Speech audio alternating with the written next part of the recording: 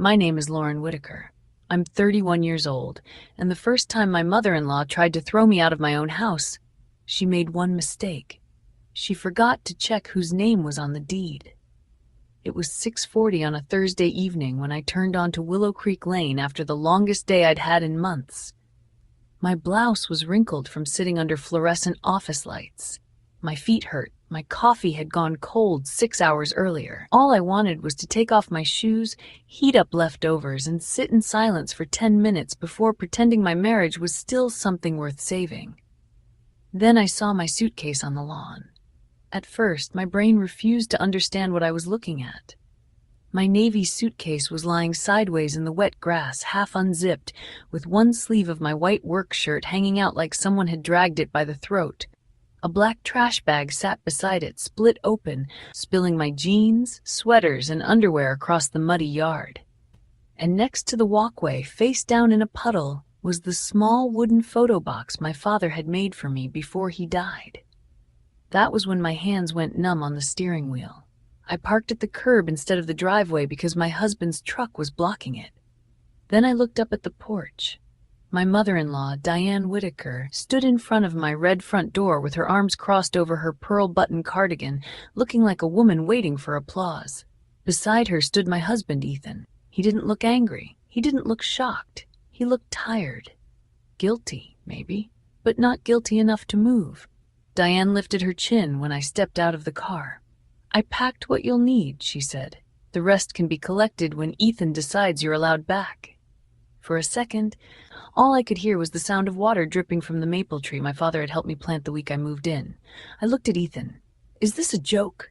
He rubbed the back of his neck, eyes fixed somewhere near my shoes. "Lauren, just go to a hotel tonight. We all need space." "We?" I asked. Diane answered before he could. "Yes, we.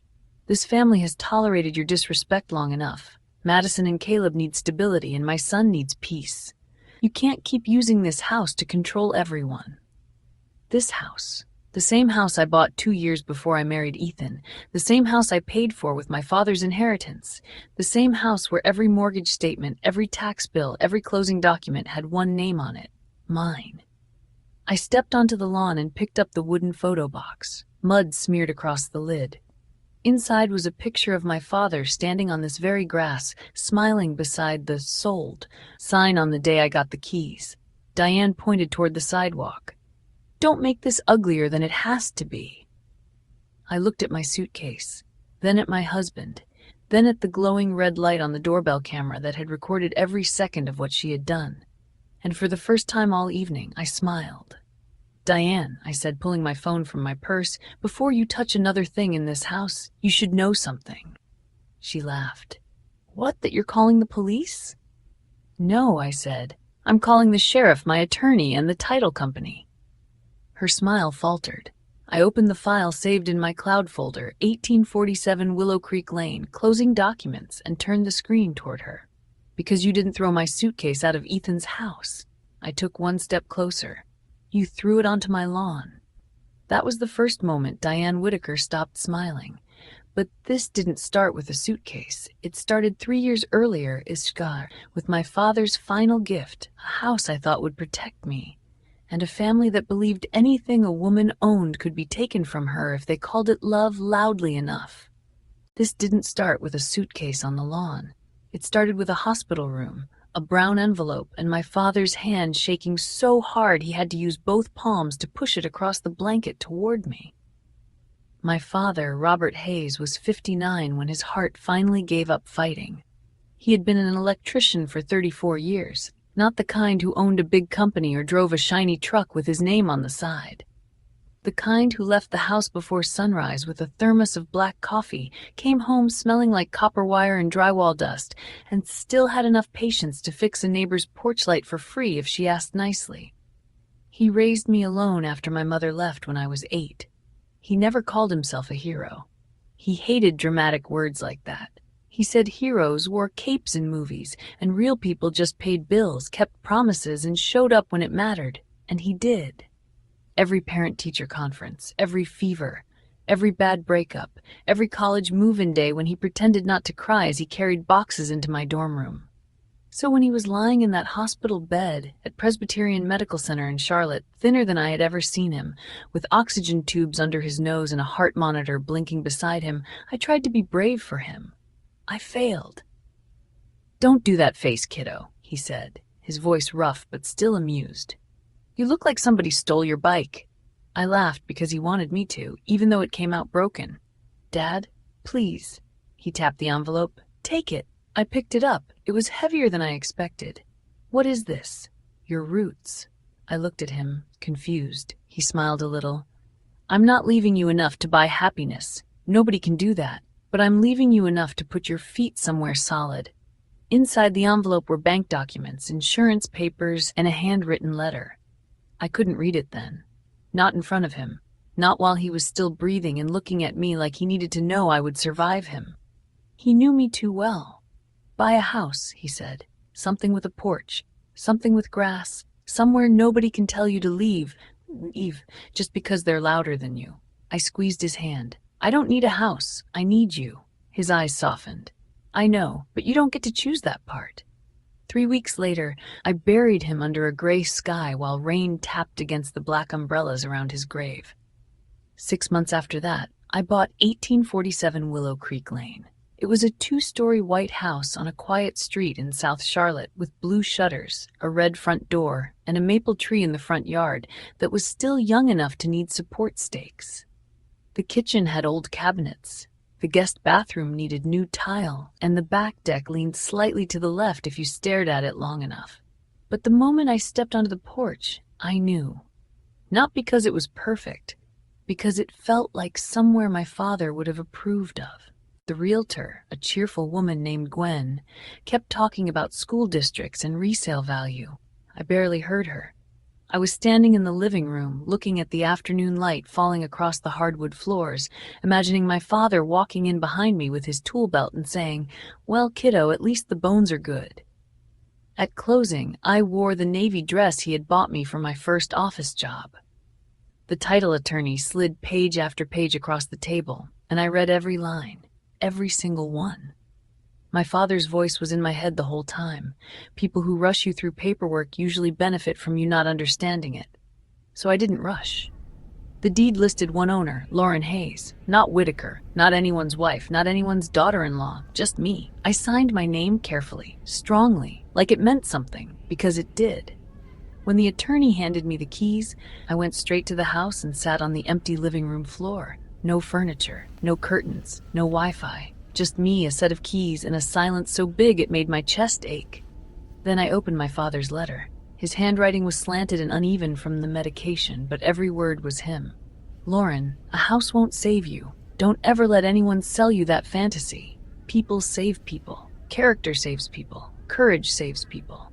But a home can remind you who you are when the world tries to convince you that you belong wherever someone else puts you. Buy something with roots, and when the world tries to move you, you'll know where you stand." Love, Dad. I cried so hard that night that I fell asleep on the floor with the letter against my chest. A year later, I met Ethan Whitaker. He was charming in the easy, polished way salesmen often are. Warm smile, clean shirts, good stories. He worked as a regional sales manager for a medical equipment company and had the kind of confidence that made people believe he had a plan, even when he didn't. We met at a friend's backyard barbecue. He complimented my laugh. I told him that sounded like a line. He grinned and said, "It was, but I meant it." I liked him faster than I should have. He was gentle at first, attentive. He remembered how I took my coffee. He showed up at my office with lunch when I was buried under closing documents. When I told him about my father, he didn't try to fix the grief. He just listened. The first time he came to Willow Creek, he stood on the porch and said, "Lauren, this is beautiful." I waited for the second sentence, the one I had heard from other men. "Must be nice to have family money." Instead, Ethan turned to me and said, "You did this yourself. Your dad would be proud." That was the moment I let him in, not into the house, into my life. We got married 14 months later in a small garden ceremony outside Asheville. Nothing extravagant, white flowers. Simple vows. My father's photo tied with a ribbon to the empty chair in the front row. After the wedding, Ethan moved into Willow Creek. We talked about putting his name on some utilities, splitting groceries, building a shared savings account. But the house itself stayed mine. Ethan knew that. I was clear from the beginning. This house came from my father, I told him one night while we were unpacking his boxes. It's not about not trusting you. He kissed my forehead. I know, I'd never ask you to give up something that important. I believed him. Then I met Diane as his mother-in-law, not just his mother. Before the wedding, Diane Whitaker had been polite enough, a little sharp, a little too interested in what things cost. But after Ethan moved in, something shifted. The first Sunday she came over for dinner, she walked through my house slowly, touching furniture, opening cabinets, looking around like she was assessing a property she planned to manage. "This is a wonderful start for Ethan," she said, standing in my kitchen. I smiled politely. "For us," I corrected. "And technically, I bought it before we got married." Diane turned to me with a small smile. "Of course, sweetheart, but marriage changes these things." No, I thought. Deeds change these things. Marriage does not magically rewrite county records. But I didn't say that. Back then, I still believed peace was something you could earn by being patient. Diane started coming by more often. At first, she texted, then she called from the driveway, then she stopped asking at all. I would come home from work and find a vase moved from the entry table to the dining room, my coffee mugs rearranged, my laundry folded, but not out of kindness, out of ownership. One evening, I found her in my pantry, throwing away unopened boxes of cereal. "These are terrible for Ethan," she said. "He needs to eat better." I stood in the doorway, still holding my work bag. "Diane, why are you in my pantry?" She laughed like I had said something childish. "Our pantry, honey. You're married now." I looked at Ethan, who was leaning against the counter, scrolling on his phone. He didn't even look up. "Mom's just helping," he said. That became the sentence that slowly poisoned my marriage. Mom's just helping. When Diane replaced my curtains with ones she liked, she was just helping. When she told our neighbor that Ethan had finally settled into his home, she was just helping. When she invited 12 relatives over for Sunday lunch without asking me, she was just helping. When she made herself a key, she called it an emergency precaution. I found out because she announced it over coffee. "I had one made yesterday," she said, dropping it into her purse, "just in case." I set my mug down carefully. "I'm not comfortable with that." Diane blinked. "With what?" "With you having a key to my house." The room went quiet. Ethan shifted beside me. Diane's face tightened, but her voice stayed sweet. A mother shouldn't need permission to enter her son's home. I met her eyes. "But she does need permission to enter mine." Ethan stood up so quickly his chair scraped the floor. "Lauren, can I talk to you in the kitchen?" I followed him, already feeling the familiar twist in my stomach. He kept his voice low. "Why would you embarrass her like that?" I stared at him. "Why would she need a key to a house she doesn't live in?" "She's my mom." "That is not an answer." He rubbed his forehead. "Can you not make everything about ownership?" The words landed harder than I expected, because I hadn't made everything about ownership. Diane had. She just hated that I was the one who owned it. For the next few months, I tried to convince myself I was overreacting, that maybe Diane was just controlling because she was lonely. That maybe Ethan would find his voice if I gave him time. That maybe marriage required swallowing small disrespect so it didn't become big conflict. Then came Ethan's birthday. I had planned a quiet dinner. Steak, roasted potatoes, the chocolate cake he liked from Suarez Bakery. I got home at 5:30 and found 28 people in my living room. Music playing, shoes scattered by the door, wine glasses on my father's old wooden coffee table. Diane stood in the center of it all, glowing like a hostess. "There she is," she called. "The lady of the house finally made it." People laughed. I smiled because everyone was looking at me. Then I saw the framed photo of my father had been moved from the mantel to the hallway table, half hidden behind a stack of paper plates. Later that night, while everyone ate cake, I went upstairs to breathe. As I passed the guest room, I heard Diane talking to one of Ethan's aunts. "We're hoping Lauren grows out of this independent phase," Diane said. "Eventually, Ethan will put the house properly under both their names." The aunt murmured something I couldn't hear. Diane laughed softly. "Trust me. I'm working on it." I stood in the hallway with my hand against the wall, feeling something inside me go very still. Not angry. Not yet. Clear. That night, after everyone left and Ethan fell asleep without helping me clean, I sat in my office and opened my laptop. I created a new folder, Diane Boundary Issues. Into it, I saved the first file, a doorbell camera clip of Diane entering my house without knocking. Then I scanned my deed, my mortgage statement, my property tax bill, my father's letter. I didn't know it then, but that folder would become the reason Diane Whitaker lost the war she hadn't officially declared yet. Because while she was busy calling my house Ethan's home, I was quietly collecting proof that it had never belonged to him. And it sure as hell had never belonged to her. The first time Diane mentioned Madison moving into my house, she did it like she was asking me to pass the salt. It was a Tuesday night in February, cold enough that the windows in the kitchen fogged while I made soup. Ethan was at the table scrolling through emails on his phone, pretending to listen while I told him about a difficult closing at work. A buyer had tried to sign a property disclosure without reading it, then got angry when I told him the missing initials mattered. People never think paperwork matters until it protects them, I said, stirring the pot. Ethan gave a distracted laugh. Then his phone rang. He looked at the screen and sighed before answering. "Hey, Mom." I kept stirring. The call lasted 12 minutes. I knew because I watched the clock above the stove while Ethan said almost nothing except, "Yeah, I know, and we'll talk about it." When he hung up, he didn't look at me right away. That was how I knew Diane had asked for something. "What happened?" I asked. He set the phone face down. "Madison's lease isn't being renewed." I waited. His younger sister Madison had always lived like consequences were rude surprises other people invented to embarrass her. She was 27, divorced, and raising her 5-year-old son Caleb with more help from Diane than she ever admitted. She wasn't cruel exactly. Not in the sharp, deliberate way Diane was. Madison was softer, messier, the kind of person who took and cried when someone finally called it taking.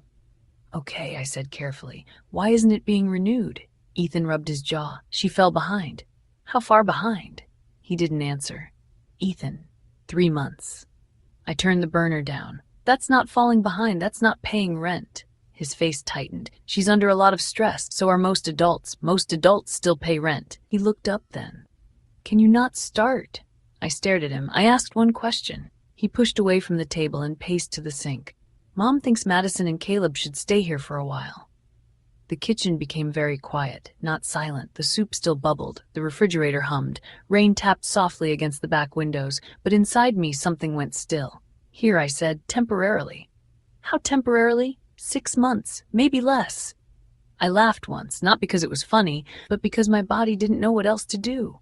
6 months is not temporary. 6 months is residency. Ethan rolled his eyes. "Don't talk like a paralegal right now." "Then don't ask me to ignore legal reality in my own kitchen."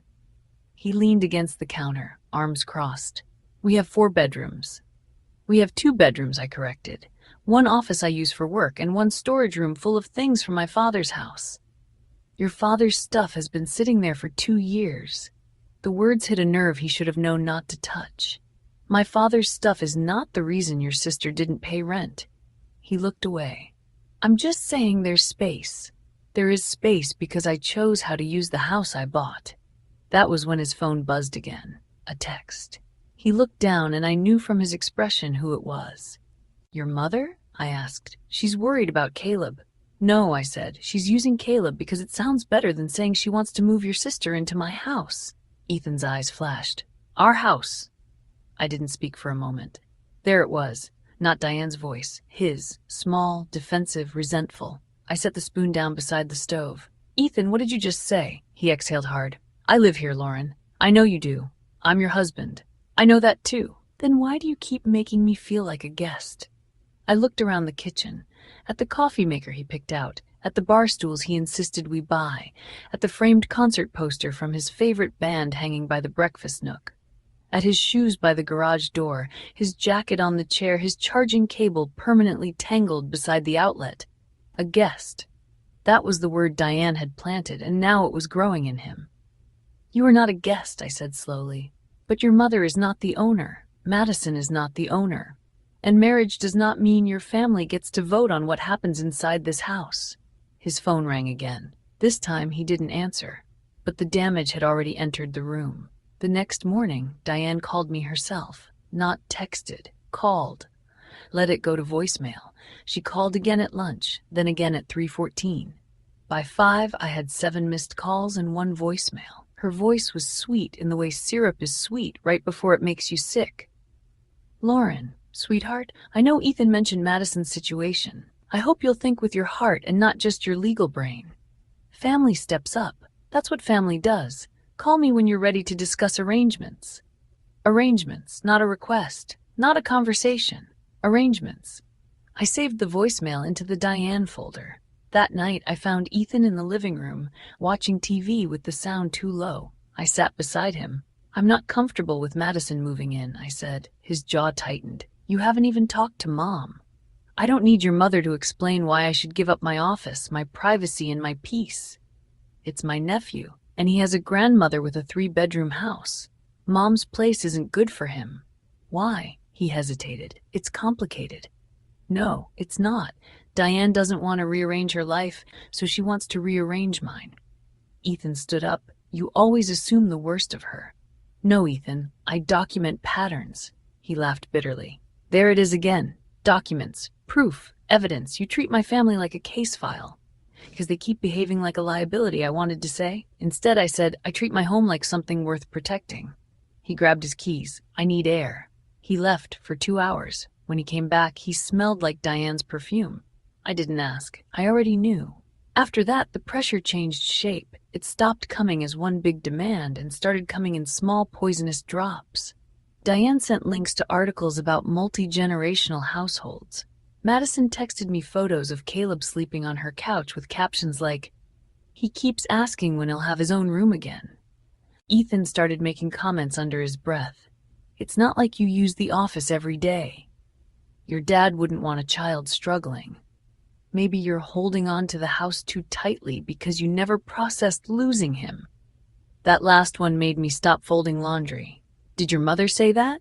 Ethan looked guilty before he looked annoyed. "She just thinks grief can make people rigid." I placed his shirt on the bed very carefully.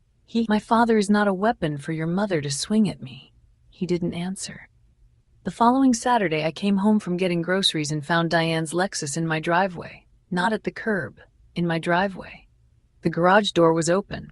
I walked inside quietly, grocery bags still in both hands. Voices came from upstairs. Diane, Madison, a child laughing. My stomach tightened. I set the bags on the kitchen counter and walked upstairs. They were in my office, the room where I kept closing files in a locked cabinet, the room with my father's drafting table, the room where his old brass desk lamp still sat, dented on one side from 30 years of use. Madison was holding a tape measure against the wall. Diane stood near the window taking pictures on her phone. Caleb sat cross-legged on the rug playing with a toy truck. For 2 seconds, no one moved. Then Diane smiled. "Oh good, you're home." I looked at the tape measure. "What are you doing?" Madison lowered it slowly. "Mom said this would probably be Caleb's room." My voice came out calm, too calm. "Your mother was wrong." Diane's smile tightened. "We're just looking, Lauren. No need to be territorial." I stepped farther into the room. "This is my office. You entered my home without permission, came into my workspace and started measuring it for furniture." Diane sighed. "There she goes again. My home, my office, my permission." "Yes," I said. "Exactly." Madison's face flushed. "You don't have to make me feel like garbage because I need help." "I'm not making you feel like anything," I said. "I'm telling you this room is not available." Caleb looked up at me, confused. That made it worse. Diane had brought a child into the middle of this on purpose. She knew I wouldn't raise my voice in front of him. Diane walked toward me and lowered her voice. "Your father left you a house big enough to help people. Maybe you should honor him by being generous." The sound that came out of me was almost a laugh. "Don't talk about my father." Her eyes sharpened. "Then stop using his death as an excuse to be selfish." I felt Madison freeze. Even she knew Diane had gone too far. I stepped close enough that Diane had to tilt her head slightly to keep eye contact. "My father taught me generosity," I said. "He also taught me not to let people steal from me while calling it family." Diane's face changed. The sweetness vanished. Just for a second I saw what lived underneath it. Control, rage, entitlement so deep she mistook it for morality.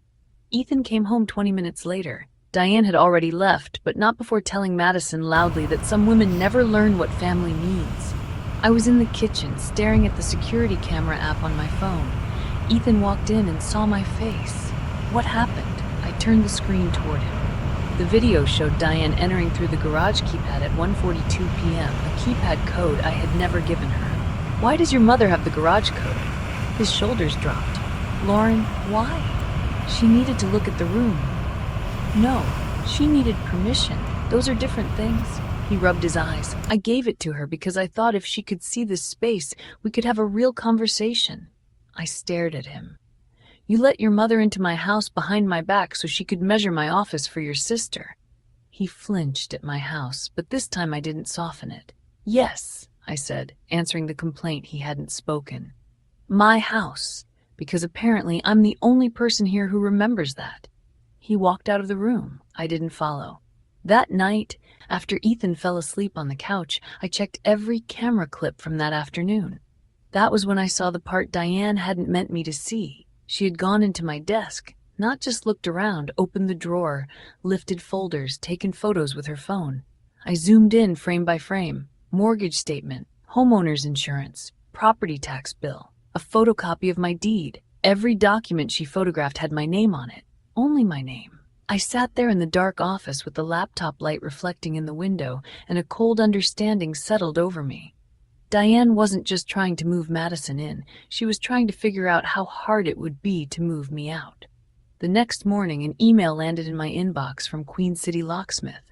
Subject: appointment confirmation, lock change request. My pulse slowed as I opened it. Service address: 1847 Willow Creek Lane. Requested by Diane Whitaker. Appointment date: Friday, March 8th. Customer note: homeowner's mother, son authorized. I read that line 3 times, homeowner's mother, son authorized. For a long moment I just sat there with my coffee going cold beside my keyboard. Then I forwarded the email to myself, saved it as a PDF, screenshotted it, uploaded it to the Diane folder. And then I called the locksmith. "Hi," I said, keeping my voice steady. "I'm the legal owner of 1847 Willow Creek Lane. The person who scheduled this appointment has no ownership interest, no tenancy rights, and no authorization to change my locks." The woman on the phone went quiet. "Oh," she said, "I'm very sorry. We'll cancel it immediately. Please send written confirmation." Of course. 5 minutes later, the cancellation email arrived. I saved that too. But I didn't tell Diane. I didn't tell Ethan. Because for the first time I understood something my father had tried to teach me years ago. When people show you they're willing to cross a line, don't waste your breath explaining where the line is. Mark it, document it, and be ready when they cross it again. By the time Diane invited us to dinner the following Sunday, I already knew it wasn't dinner. It was a meeting. Diane never invited people over without a reason. Her house was too controlled for casual warmth. Every pillow sat at a perfect angle. Every framed family photo was arranged by importance, with Ethan's college graduation in the center of the mantel, and Madison's wedding picture still displayed even though the marriage had ended 3 years earlier. There were no pictures of me, not from the wedding, not from holidays, not even from the family beach trip I had paid half of before Diane told everyone Ethan treated us all. When Ethan told me his mother wanted us at her house at 6, I was in the laundry room, folding towels and trying not to think about the locksmith email sitting in my evidence folder. "No," I said. He looked up from his phone. "You don't even know what I'm asking. You're asking me to walk into your mother's house so she can pressure me in front of people." He sighed like I was exhausting him. "She said it's just dinner. Your mother doesn't do just dinner. She wants peace, Lauren." I folded a towel in half. "No, she wants witnesses." His face hardened. "Can you please stop treating my family like they're criminals?" I turned to him slowly. "Your mother scheduled a locksmith to change the locks on a house she doesn't own." His jaw moved, but no words came out. "Ethan, I have the email. She canceled it. No, I canceled it." He blinked. For 1 second he looked genuinely surprised, not ashamed, surprised that I knew. That told me enough. I put the towel down. "You knew." He rubbed the back of his neck. "Mom thought maybe we should all have a fresh start." "With new locks?" She was worried you'd lock everyone out? Everyone? I asked. Or her? He didn't answer. Still, I went to dinner. Not because I believed Diane wanted peace, not because Ethan deserved one more chance to prove me wrong. I went because my father had taught me that people reveal more when they think you're cornered. So I wore a simple black dress, put my hair in a low bun, and slipped my phone into my purse with the voice memo app ready. Diane opened the door before Ethan could knock. "Oh," she said, looking me up and down. "Very formal." I smiled. "Very Sunday." Her mouth tightened. Inside, the house smelled like pot roast and lemon polish. Madison was already there, sitting on the couch with Caleb beside her. Ethan's Uncle Paul sat in the recliner. His Aunt Marjorie stood by the fireplace holding a glass of white wine. I had met them twice. Apparently Diane had gathered a jury. "Lauren," Madison said quietly. I nodded. "Madison." Caleb ran toward Ethan and hugged his leg. Ethan lifted him, laughing, and for a moment I saw the man I had married. Warm, easy, tender with a child who wasn't his. Then Diane looked at me and said, "See, this is what family looks like," and the moment died. Dinner was polite for 12 minutes. Diane asked about work. I said it was busy. Uncle Paul asked Ethan about sales numbers. Ethan talked too loudly for too long. Madison pushed food around her plate and kept glancing at me like she wanted me to either save her or disappear. Caleb spilled water and Diane rushed to clean it up, making a show of patience. "Accidents happen," she said warmly, looking at me, "especially when children feel safe." I took a sip of water. I agreed. She waited for me to say more. I didn't. After dessert, Diane cleared her throat. "There's something we need to discuss as a family." There it was. Ethan stared down at his plate. Diane stood and walked to the sideboard. From the drawer, she pulled out a manila folder. My heart didn't race. It slowed. That was how I knew I was angry. Not hot angry. Cold angry. Controlled. She placed the folder in the center of the table and slid out a stapled document. "I had a friend draft something simple," she said. "Nothing legalistic. Just a family understanding." I picked up the first page. Family occupancy agreement. I almost laughed, not because it was funny, because it was worse than I expected. The agreement stated that Madison Whitaker and her minor child, Caleb Whitaker, would be permitted to reside at 1847 Willow Creek Lane for a minimum of 18 months. During that period, no rent would be required. Diane Whitaker would be allowed reasonable access to the property for childcare and family support. Lauren Whitaker would not remove Madison, Caleb, or any family belongings without written family consent. If Lauren and Ethan separated, Ethan would retain occupancy rights until a family review determined the best living arrangement. A family review. I looked up. Diane was watching me like a woman waiting for a dog to obey. I turned the page. The final clause stated that any major household decisions, including room use, locks, renovations, guest access, and financial planning related to the home, would be made with respect for Diane Whitaker's position as family elder. I placed the document back on the table. "This is not an agreement," I said. "This is a hostile takeover with bullet points." Aunt Marjorie gasped softly. Diane's cheeks colored. "Don't be dramatic." "I'm not being dramatic, I'm being accurate." Ethan whispered, "Lauren, did you read this?" He didn't answer fast enough. "Ethan," he exhaled, "Mom said it was just a starting point." "A starting point for what? Giving your mother approval rights over my locks?" Diane sat down slowly. "Your locks, your house, your rules. Do you hear yourself?" "Yes," I said, clearly. Madison's eyes filled with tears. "I don't want to cause problems." That part might have been true. But wanting the benefit without wanting the conflict was still wanting. I softened my voice, but not my words. "Madison, I'm sorry you're struggling. I really am. But your emergency does not become my obligation just because your mother printed it on paper." Diane slammed her hand on the table. "There is a child involved, and there are 2 adults responsible for that child before me." Madison flinched. Ethan stood up. "That's enough." "No," I said, standing too. "Enough was your mother entering my house without permission. Enough was her photographing my deed. Enough was the locksmith appointment. This is past enough." Uncle Paul looked sharply at Diane. "Locksmith?" Diane laughed, thin and ugly. "Oh, for heaven's sake, I was trying to prevent exactly this kind of instability." I looked at her. "What instability?" She folded her hands on the table, suddenly calm. "Lauren, you are grieving. Everyone knows that. Losing your father did something to you. We have all tried to be patient, but you have built your entire identity around that house. That isn't healthy." There it was, the new story. I wasn't a homeowner protecting my property. I was a grieving woman, too damaged to be reasonable. My father's warning echoed in my head. People who rush you through paperwork usually benefit from you not understanding it. But this wasn't just paperwork. This was narrative. And Diane was trying to write mine. "My father has been dead for 3 years," I said. "Do not use him to explain your behavior." Diane's eyes hardened. "Then stop hiding behind him." The room went quiet. Even Caleb stopped moving. Ethan whispered, "Mom," but he didn't defend me. Not really. He never did when it mattered. I picked up the agreement and held it between 2 fingers. "Did a lawyer write this?" Diane lifted her chin. "A friend helped." "A lawyer?" I smiled. "I didn't think so." I folded the document once and slid it into my purse. Diane's head snapped up. "What are you doing?" "Keeping a copy."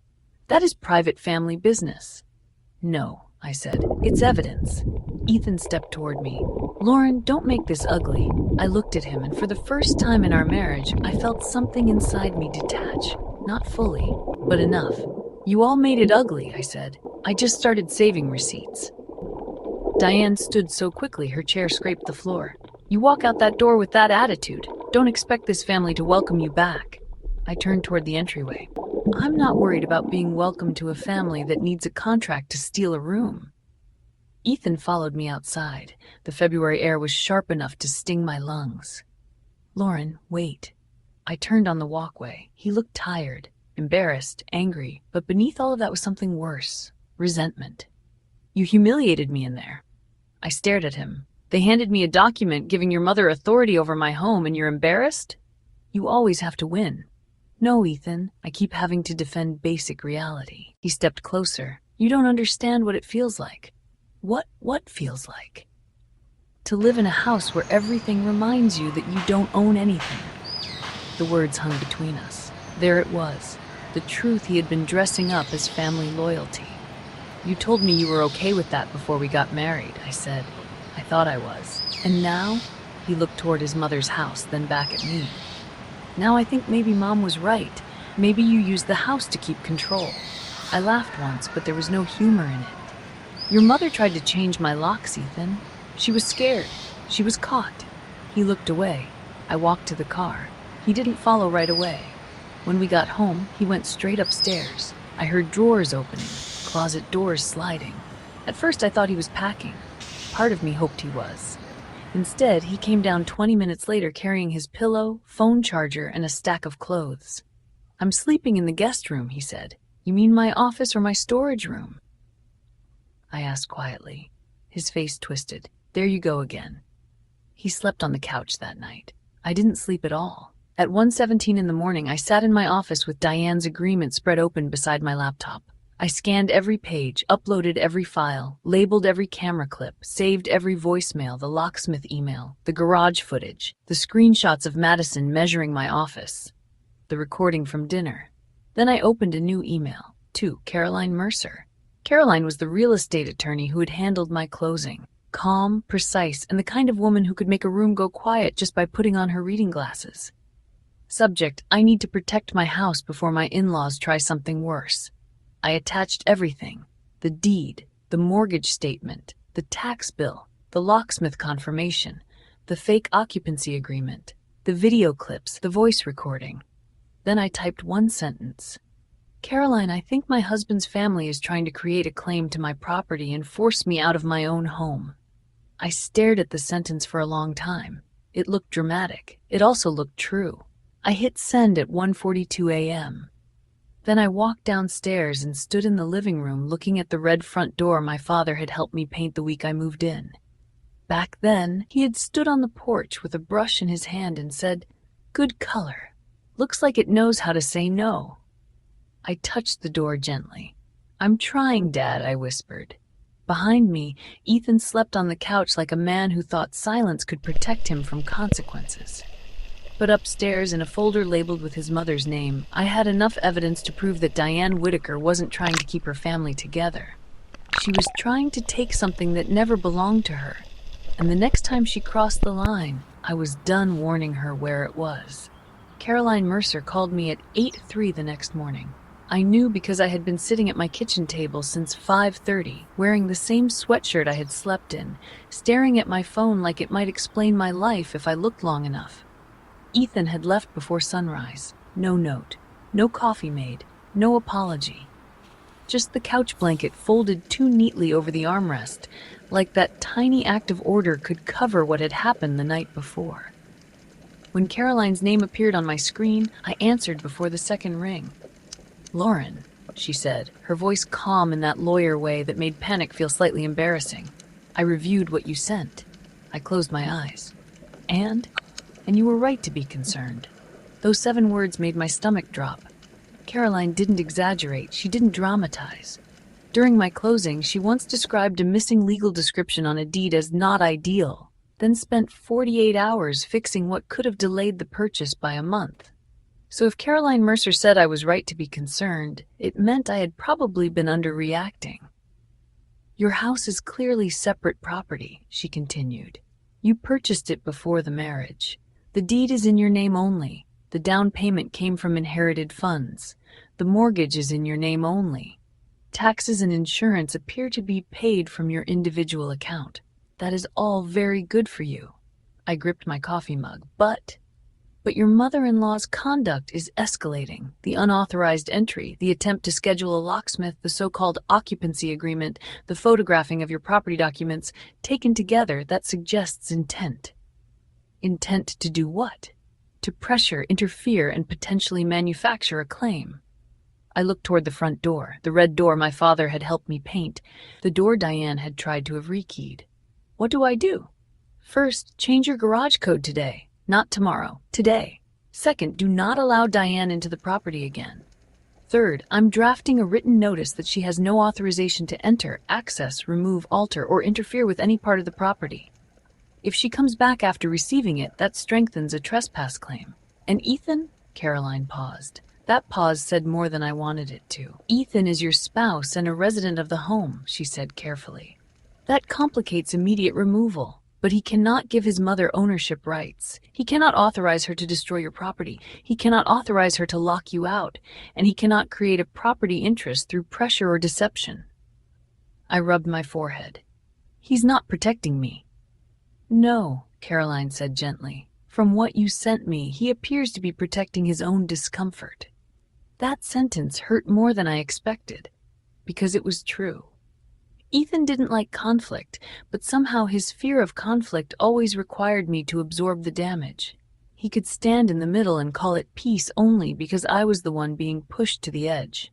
Caroline told me to come to her office at 10:30. I called in sick to work.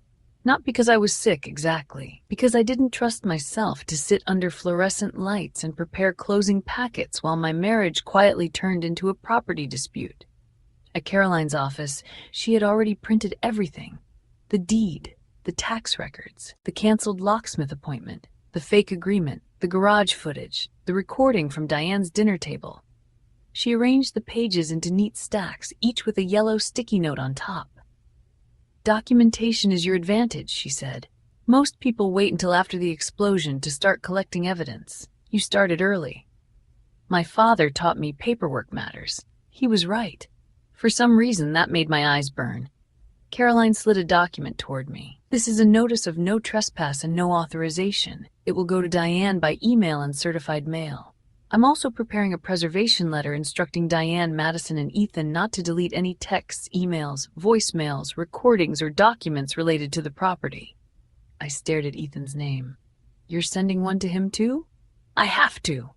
He'll say I'm attacking him." Caroline looked at me over her reading glasses. "Lauren, your husband allowed his mother into your home without permission. He knew about the locksmith appointment.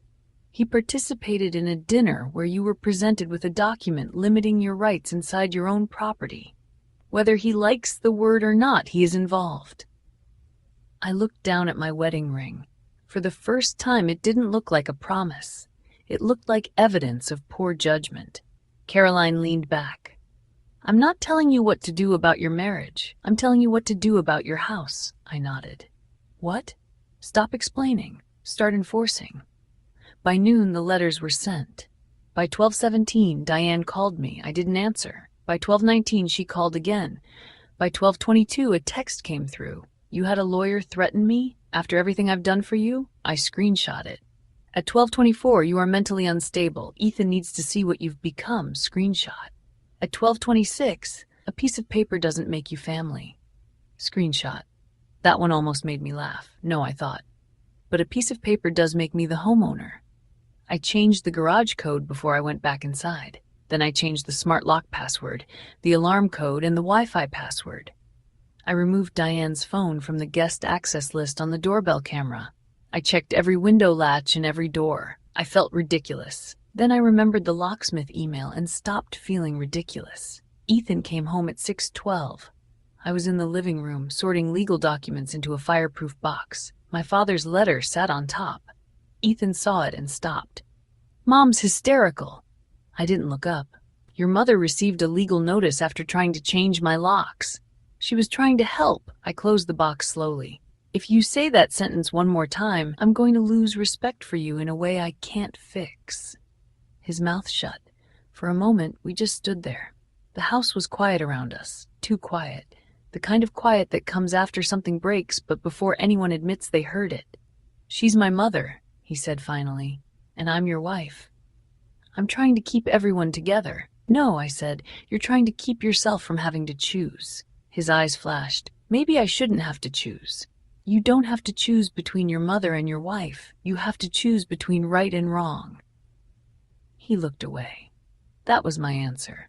I went upstairs before I said something I couldn't take back. The next 2 days were strangely calm. Too calm. Diane stopped texting. Madison stopped sending sad photos of Caleb. Ethan slept in the guest room and spoke to me only about practical things. Trash day. Mail. Whether I had seen his blue tie. It felt like the silence before a storm. On Thursday, the storm arrived. I had stayed late at work because a title search came back with an old lien no one had caught, and the buyer's agent was acting like I had personally placed it there in 1998. By the time I left the office, my head throbbed and my phone battery was at 12%. It had rained hard all afternoon. The roads shone black under the streetlights. My windshield wipers squeaked every few seconds. I remember thinking I needed to replace them. A stupid, ordinary thought. Then I turned onto Willow Creek Lane and saw my suitcase on the lawn. For a second, I didn't understand. The scene looked unreal, like someone had staged a burglary badly and forgotten to leave. My navy suitcase lay open in the wet grass. My black heels were beside the walkway. A sweater I loved was half buried in mud. A trash bag had split near the maple tree, spilling folded clothes Diane had clearly thrown in without care. Then I saw the photo box. My father's photo box. Face down in a puddle. Something inside me went quiet. Not calm. Quiet. Like a door closing. I parked at the curb because Ethan's truck blocked the driveway. When I stepped out, cold water soaked through the soles of my flats. Diane stood on my porch. Not Ethan. Diane. Wearing a cream cardigan, pearl earrings, and the satisfied expression of a woman who thought she had finally won. Ethan stood behind her, one hand on the doorframe. Madison was visible through the living room window, sitting on my couch with Caleb beside her. A small blue suitcase stood near the staircase. They had moved her in. Diane lifted her chin. I packed what you'll need. The rest can be collected when Ethan decides you're allowed back. The words floated across the yard. Allowed back into my house. I looked at Ethan. Did you know she was doing this? His face was pale. Lauren, just go to a hotel tonight. We all need space. I stared at him. We? Diane stepped forward. Yes, we. This family has tolerated your disrespect long enough. Madison and Caleb need stability, and my son needs peace. You can't keep using this house to control everyone. I walked to the lawn and picked up the photo box. Mud smeared the lid. My hands shook once when I opened it, but the photo inside was still there. Dad in jeans and a faded gray t-shirt, standing on this grass, smiling beside the sold sign. I wiped mud from the plastic sleeve with my thumb. Then I looked at Diane. Move away from my door. She laughed. Your door? Ethan closed his eyes. He knew. Diane didn't. Not really. You can't throw a wife out of her marital home, she said. I looked it up. I'm not a wife being thrown out of a marital home, I said. I'm the homeowner being denied entry by a trespasser. Her smile flickered. I am not a trespasser. My son lives here. Your son lives here because I allowed it. Her face hardened. You arrogant little... I held up my phone. The screen glowed at 8% battery. Choose your next words carefully. The doorbell camera is recording, and I'm calling the sheriff. Diane folded her arms. Good. Call them. Let them see how unstable you are. So I did. The deputies arrived 18 minutes later. 18 minutes of standing in the rain while my clothes stuck to my skin and my husband refused to come down from the porch. 18 minutes of Diane telling me I had forced this. 18 minutes of watching Madison avoid my eyes through my own living room window. When the sheriff's car pulled up, Diane transformed. Her shoulders dropped. Her voice softened. Her face became worried. "Officers, thank goodness," she said, stepping down from the porch. "My daughter-in-law is having some kind of episode." One deputy, a tall man with gray hair, looked from Diane to me to the suitcase on the lawn. I held out my driver's license and a printed copy of the deed Caroline had told me to keep in my car. "My name is Lauren Whitaker," I said. "I am the sole legal owner of this property. My mother-in-law does not live here. She entered without authorization, removed my belongings, threw them onto the lawn, and is refusing me access to my own home." Diane scoffed. "That is ridiculous. This is my son's home." The deputy looked at the deed, then at Diane. "Ma'am, are you listed as an owner or tenant?" Diane blinked. "I'm his mother." The deputy's expression didn't change. That wasn't the question. For the first time that night, Diane had nothing to say. The second deputy walked to the porch and spoke to Ethan. I couldn't hear everything, but I heard enough. "Do you live here, sir?" "Yes." "Did you authorize your mother to remove your wife's belongings?" Silence. Then Ethan said, "I didn't think she'd put them outside." That was when I stopped hoping he would save anything. The gray-haired deputy turned back to Diane. "Ma'am, you need to leave the property." Her mouth opened. "What?" "You are not the owner. You do not reside here. The owner has asked you to leave." Diane pointed toward Madison inside. "My daughter and grandson have nowhere to go." "That is not the homeowner's legal responsibility tonight." Diane's face flushed red. "You can't throw family out." I looked at my suitcase in the mud. "You threw me out first." Her eyes locked on mine, full of hatred now. As she passed me, she leaned close enough that only I could hear. "You think a piece of paper makes this yours? Wait until Ethan files for his share." Then she walked to her Lexus, Madison and Caleb following behind her with the small blue suitcase. Ethan stayed on the porch. The deputies told me the rest would likely become a civil issue if Ethan claimed residency and continued inviting people over. They advised me to speak to my attorney, document everything, and avoid physical confrontation. I almost laughed. Document everything, if only they knew. When they left, I stood on the wet lawn beneath the porch light, surrounded by my clothes, my muddy suitcase, and the remains of my marriage. Ethan finally came down the steps. "Lauren," he said weakly. I looked at him. "Don't." He stopped. I picked up my father's photo box and walked past him into my house. Not our house. Not Diane's family home. Mine. Behind me, Ethan whispered, "This got out of hand." I turned at the doorway. "No, Ethan, this got honest." Then I closed the red door between us and locked it. Ethan knocked on the red door 11 minutes after I locked it. Not hard, not angry. Just 3 small knocks, like a man asking permission to enter a place he had spent months pretending was his. I stood in the foyer with my back against the wall, my father's muddy photo box clutched against my chest, listening. "Lauren," he said through the door. "Open up." I didn't move. Rain tapped against the porch roof. Somewhere down the street, a dog barked twice and went quiet. "Lauren, come on. I live here." That was the problem. Legally, he did. Morally, I wasn't sure anymore. I looked at the suitcase, still visible through the front window, lying open in the grass like a body no one wanted to claim. My clothes were wet. My father's box was damaged. My marriage was standing on the other side of the door, using residency as a shield because loyalty had failed. I opened the door. Ethan stood there, soaked from the rain, his hair plastered to his forehead, his face pale and miserable. I stepped aside. "You can come in," I said, "but do not mistake access for forgiveness." He walked past me without meeting my eyes. For one wild second, I wanted him to turn around, to grab my hands, to say, "I'm sorry, I was wrong. My mother crossed a line and I should have stopped her." Instead, he whispered, "You embarrassed her in front of the deputies." That was when whatever small piece of hope I had been holding finally cracked. I laughed. It came out quiet and ugly. Your mother threw my underwear on the lawn, Ethan. He flinched. She was upset. Then she should try journaling. His mouth tightened. You always have to make it sound ridiculous. No, I said. She makes it ridiculous. I just repeat what happened. He looked toward the window. Madison was crying. Good. Maybe next time she won't move into a house without asking the person who owns it. She has a child. And I had a father whose photo box your mother threw into a puddle. That silenced him. For a moment he looked at the box in my hands, really looked at it, at the mud on the wood, at the small crack along the corner where it had hit the walkway. Something like shame crossed his face. But shame is only useful if it changes what you do next. Ethan just said, I didn't know she touched that. I nodded slowly. You didn't know. You didn't think. You didn't stop her. You didn't come down from the porch. You didn't pick up one shirt, one shoe, one photograph. You stood there and let your mother perform an eviction she had no legal right to attempt.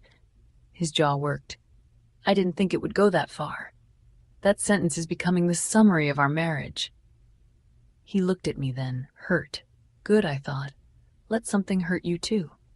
I went upstairs, changed out of my wet clothes, and spent the next hour photographing everything on the lawn before bringing it inside. Every muddy blouse, every soaked shoe, every scuffed corner of the suitcase, the split trash bag, the damaged photo box. Evidence. That word had started to sound cold to me, but it was the only language Diane understood. By midnight, I had uploaded 63 photos, 4 videos, the deputy incident card, and a written timeline to the Diane folder. At 7:15 the next morning, I sent everything to Caroline. She called 9 minutes later. Lauren, she said, we're filing. I sat on the bottom step with a cup of coffee I hadn't tasted. Filing what? A civil complaint for trespass to property, conversion of personal property, intentional interference with your possessory rights, and a request for a temporary protective order prohibiting Diane from entering the property. We'll also ask for attorney's fees and damages. I stared at the muddy photo box on the entry table. And Ethan? Another pause.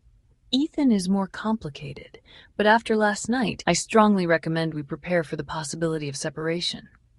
I closed my eyes. The word didn't shock me. That was how I knew my marriage had been ending for a while.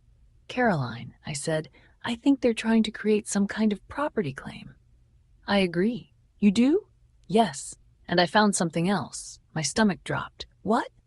I reviewed the metadata from the documents you forwarded. One of the PDFs Diane photographed from your desk was later uploaded to an online mortgage inquiry portal. I sat up straighter. What does that mean? It means someone used information from your property documents to ask about refinancing or equity access. The coffee mug warmed my hands, but I suddenly felt cold. Who? The inquiry email was connected to Ethan. For a moment I heard nothing. Not Caroline's voice. Not the refrigerator humming. Not Ethan moving around upstairs. Just silence, deep and heavy. What did he ask? Caroline's voice became more careful. He wrote, my wife technically owns the house, but I've been contributing as her husband. My mother says I may be able to establish marital interest. Need advice on options before separation.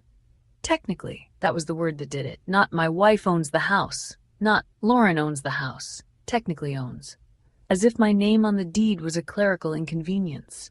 As if my father's inheritance, my mortgage, my taxes, my years of work were fine print he could overcome with the right form. I swallowed. There's more, Caroline said. I almost told her to stop. I didn't. Diane transferred Ethan $4,800 3 days before the deck repair last summer. I remember that repair, I said. Ethan insisted on paying the contractor. I thought he was trying to contribute. That payment came from Diane. The memo line said, for house improvements, paper trail. Paper trail, I repeated the word silently. For house improvements, paper trail. Diane hadn't stumbled into this. She hadn't been an emotional mother trying to help her daughter. She had been building a case, one small transaction at a time. I looked toward the stairs. Ethan had used my gratitude as evidence against me. Caroline continued, Lauren, this is good for us. I almost laughed. How? Because it shows intent. If they were genuinely contributing to the household, that's one thing. If they were manufacturing a record to claim interest in separate property, that's another. After the call, I walked upstairs. Ethan was in the guest room, folding a shirt into an overnight bag. "Did you ask a mortgage broker about refinancing my house?" His hand stopped. He didn't turn around. I stood in the doorway. "Answer me." He exhaled slowly. "I was just asking questions." "Using documents your mother photographed from my office?" He turned then. His face was defensive before it was guilty. "Mom thought I should understand my rights." "Your rights? I've lived here for almost 2 years, Lauren, and paid no mortgage. I paid utilities." "You paid Duke Energy, Ethan. That does not make you a homeowner." His eyes flashed. "I contributed. To groceries, to furniture, to a deck repair your mother funded with the memo line, paper trail." His face went blank. That was how I knew he hadn't expected me to find that. "How did you? Because unlike your mother, I understand what a paper trail actually does." He looked away. "She said it would protect me." "From what?" He didn't answer. "From me?" I asked. "From the woman who let you move into her home, didn't charge you rent, split expenses fairly, and trusted you not to help your mother steal the roof over her head?" He snapped. "No one is stealing anything." I stepped closer. "Your mother threw me out of my own house." "She was wrong." "Say that again." He frowned. "What?" "Say it again, without softening it, without explaining it, without adding how stressed she was." His throat moved. "My mother was wrong. The words should have mattered. They didn't, because they had arrived after the damage, after the deputies, after the mortgage inquiry, after the paper trail." I nodded. "Pack a bag." His eyes widened. "What?" "You need to stay somewhere else tonight. I live here, and I own here. Caroline will speak to your attorney about temporary arrangements. Until then, I am asking you, as the woman you claim you loved, to leave before this gets worse." He stared at me. Then his mouth twisted. "Mom said you'd do this." I felt strangely calm. "Your mother has been predicting the consequences of her own actions and calling it victimhood." He zipped the bag so hard the metal pull snapped against the teeth. By noon, Ethan was gone. By 1, Diane's Facebook post was up. "Some women marry into a family and spend years proving they never wanted to belong. Please pray for my son as he navigates emotional abuse, manipulation, and a wife who values property more than people." 83 likes by dinner. 26 comments. "Stay strong, Mama. Some wives are just gold diggers. How can anyone throw out a child? Family court will see the truth." I screenshotted every comment. Madison posted next. "Caleb asked why Aunt Lauren hates us. I had no answer except some hearts are locked from the inside." I screenshotted that too. At 6:40, exactly 24 hours after I had found my suitcase on the lawn, Caroline sent the filings. Attached were the deed, the mortgage. I saw the inheritance records, the locksmith email, the garage footage, the dinner recording, the fake occupancy agreement, the doorbell footage of Diane throwing my belongings outside, the deputy incident card, the mortgage inquiry, the $4,800 transfer marked paper trail, and one photo I hadn't expected Caroline to include. My father's damaged wooden box, mud still streaked across the lid. Caroline's message was short. Filed in Mecklenburg County.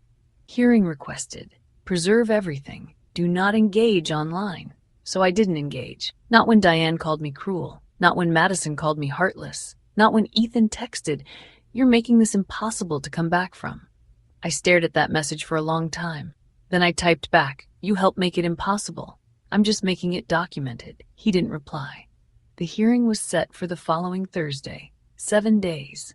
7 days for Diane to tell everyone I was unstable. 7 days for Ethan to decide whether he was a husband or his mother's witness.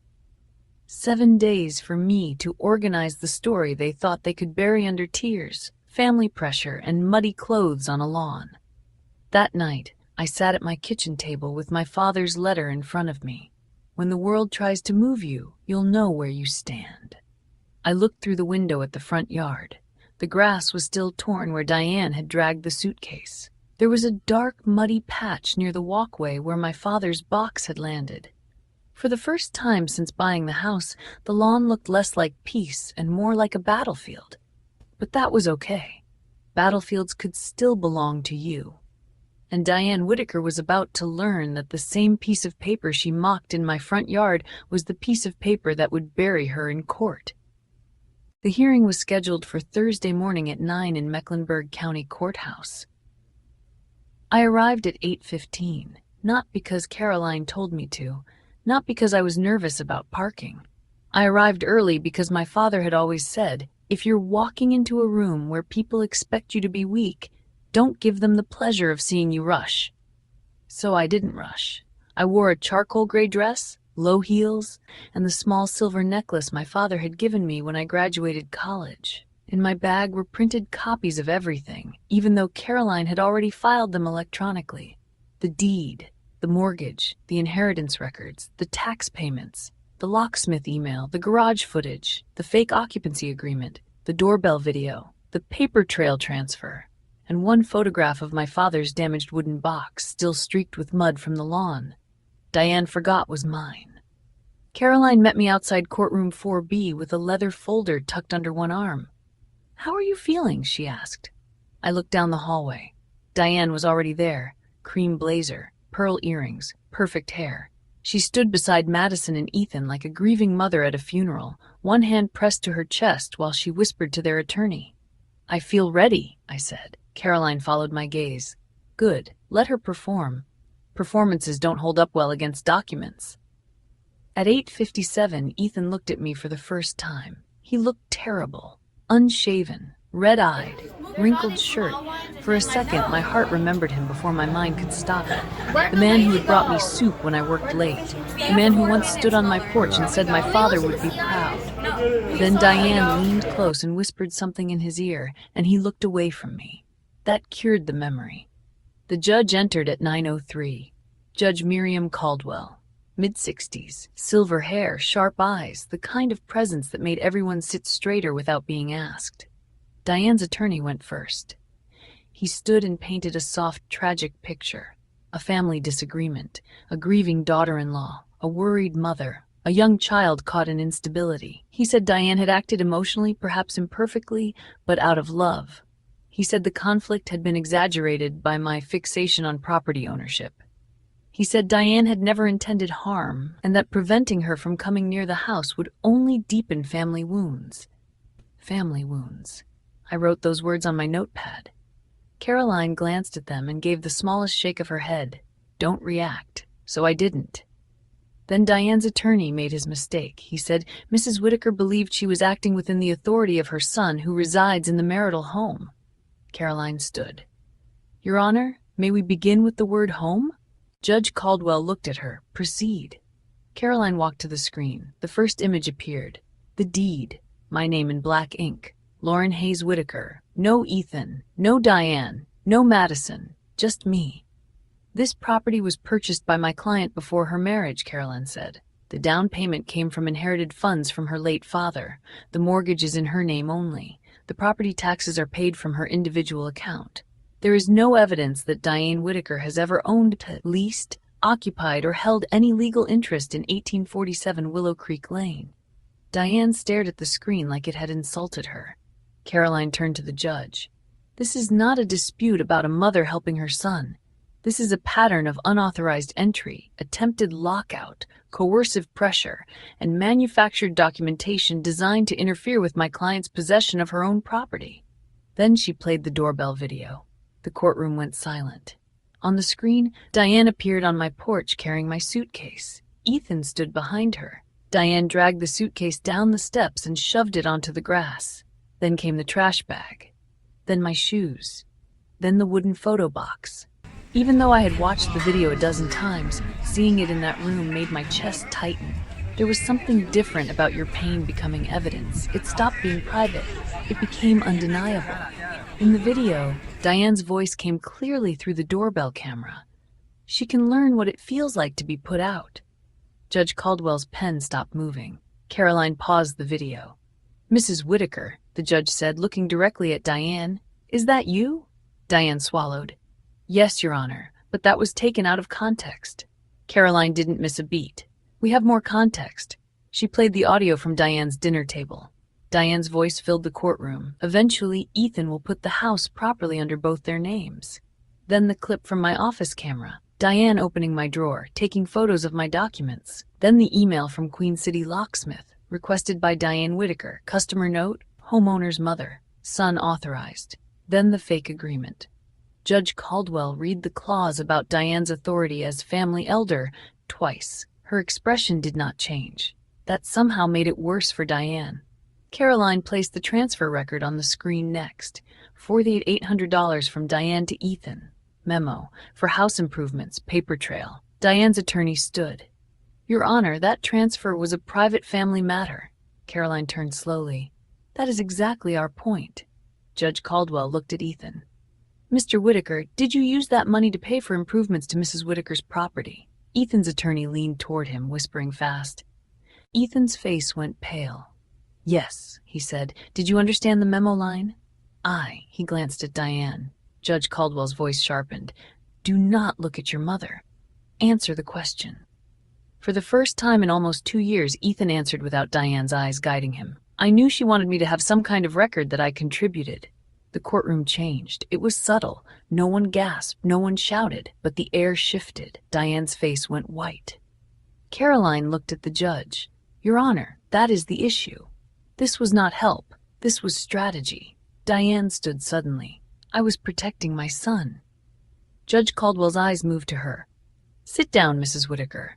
Diane sat, but her mask had cracked, and once it cracked, she couldn't hold it together. When Caroline asked whether she had any ownership interest in the property, Diane said no. When Caroline asked whether I had given her permission to enter my office, she said, I didn't think I needed permission. When Caroline asked whether she had thrown my belongings onto the lawn, she said only what she needed for the night.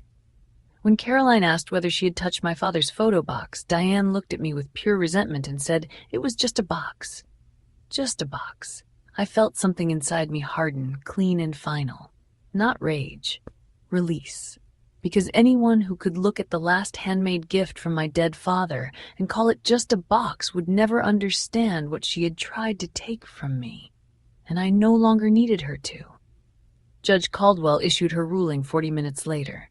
Diane Whitaker was prohibited from entering, approaching, or interfering with 1847 Willow Creek Lane for 2 years. She was ordered to return any keys, access codes, documents, photographs, or copies relating to the property. She was ordered to pay for the damaged personal property, including professional restoration of the wooden box if possible. She was also ordered to pay my attorney's fees related to the emergency filing. Madison was confirmed to have no tenancy rights. Diane was warned that any further attempt to enter the property, change locks, remove belongings, or interfere with my possession could result in contempt proceedings. Then Judge Caldwell turned to Ethan. Mr. Whitaker, your residence in the home does not grant your mother authority over it. If you continue inviting barred individuals onto the property, you may create additional legal consequences for yourself. Ethan nodded, staring at the table.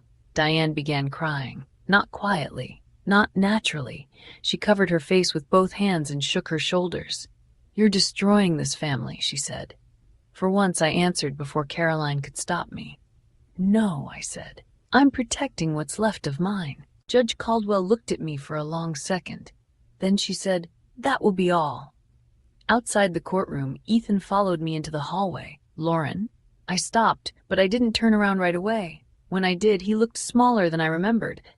I didn't think it would end like this, he said. I looked at him. That's because you thought I would keep absorbing things so you wouldn't have to confront them. His eyes filled. I loved you. I know, I said, and strangely, I meant it. But you loved comfort more. You loved silence more. You loved letting me be the difficult one so you could stay the good son. He looked down. I'm sorry. The words were soft, late, real, maybe, but late. Have your attorney contact Caroline about temporary separation terms. He nodded. Diane called his name from down the hall. He flinched. That told me everything. 1 week later, Ethan moved out. He left his key in a white envelope on the kitchen counter. Inside was a note. I'm sorry, I forgot it was yours. I read it twice. Then I placed it in the divorce folder. Not because I hated him, because I was finally done confusing sadness with obligation. The first Sunday after he left, I made coffee and carried it to the front porch. The grass had grown back in the places Diane's shoes had torn it. The muddy patch near the walkway was gone. The maple tree swayed gently in the morning wind. I brought my father's letter outside with me. The wooden box sat on the small table beside my chair. The restoration specialist had repaired the cracked corner as best she could. If you looked closely, you could still see the line. I was glad. Some scars deserved to stay visible. I unfolded my father's letter and read the same sentence again. When the world tries to move you, you'll know where you stand. I looked at the lawn. My lawn. The red door. My door. The house. My house. Diane had thrown my suitcase outside because she thought humiliation would make me leave. She forgot something important. You can't exile someone from land that already belongs to them.